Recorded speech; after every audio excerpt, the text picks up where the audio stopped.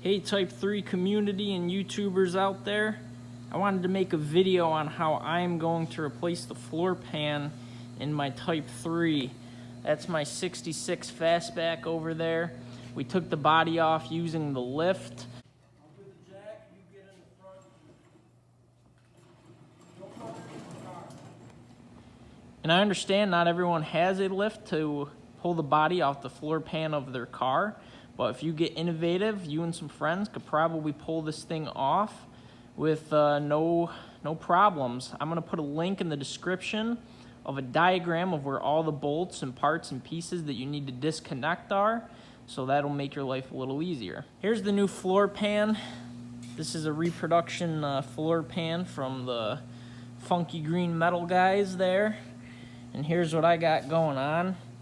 I did make some cuts to this. I ended up cutting out a section here, and we're gonna leave it to there. And I cut out a section over here. We're gonna leave it to there. So I'm actually going to panel bond this. I'm gonna rivet bond it. So I'm gonna use 3M 8115 panel bond. This works great if you don't have welders. And just some steel pop rivets just to help secure it into place. So we're test fitting after our cuts over top of the old pan. You're gonna need to remove this jacking point bracket and put that on the new one. That is where the seat mount goes, and I took the post for the battery tie down and just moved that out of the way. But we did do some trimming on that far end there to help push it up closer. We took our own measurements. I recommend that you get familiar with a tape measure and make your own, because maybe not every car is the same. But these holes are lining up pretty well, so that's a good sign. So now we're gonna cut out all the old and make our overlaps so we can glue this thing on. Now once you get your fitment where you're happy with it, we're gonna go ahead and we're gonna cut out the pre-existing floor pan. So I went ahead and used a plasma cutter to remove the old floor pan. This doesn't matter what kind of tools you have. You don't need the fancy tools to get the job done. I built my first square back out of just a one stall garage with very limited resources, so don't be intimidated by all the use of these fancy tools. Whatever you got will work. Just make sure that you use proper safety equipment, and you can remove your old floor pan just as I did.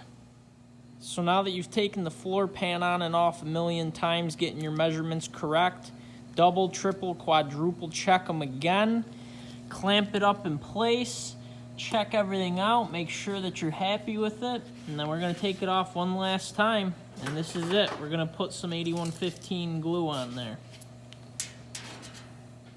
So here's your 8115 3M panel bond. This was about $60 for a tube. I think this application gun is maybe like 40 or so. It has two different size pistons. But what you need to do is you need to prep your flange panels. This stuff works with bare metal, so all that needs to go down to bare metal. And now we're gonna take some acid brushes and we're going to wipe it all across that bare metal on both mating surfaces. So now that we spread all of this panel bond adhesive on both surfaces, we're gonna go ahead and mate them, clamp it, measure it, and go from there. So after I went ahead and used this 8115 3M panel bond, I went ahead and did some rivets all around the edge, about 40 of them. And let me just explain to you this product. Odds are a similar product was used to put together the car that you're driving today.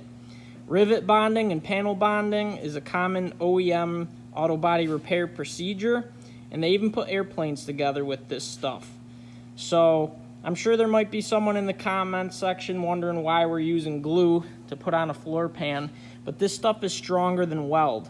And it took me probably less than an hour after fitting it all up to get this glued and riveted than it would for me to take a MIG around the whole section.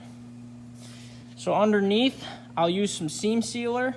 This stuff is oozing out the edges, so it's gonna act as its own seam sealer. And this isn't going anywhere. This is strong. So guys, I hope you learned something today watching me put this floor pan on my car. Get out in the garage and start working. You don't need all these fancy tools. I'm gonna harp that point forever and ever. If you get out there and you start working, doesn't matter what kind of tools you got, what kind of facility you're working out of, this is a job that you can do at home in your garage. You know, probably 60 bucks for a bottle of that panel bond, 40 bucks for the gun. That floor pan is about, it was like $3.75 shipped to my house. You and some buddies could take that body off. I'm gonna put a link in the description of the different bolts and points where the body's connected to the floor pan. And like I said, this is strong, man. So this is a good repair. This is a common repair that you would use in a modern auto body repair procedure. So I'm gonna go ahead and I'm gonna fix my kick panel there. I'll put my jacking point back on and my seat rail. And this is brand new. This is all set, ready to go. That panel bond, that's gonna help with the corrosion protection. I used steel rivets because this is a steel floor pan and OEM was steel. Don't use aluminum. Dissimilar metals are gonna rust against one another. But this is strong, guys. This is a quality repair right here. So thank you for watching. I hope that you learned something and get out there and work on your cars.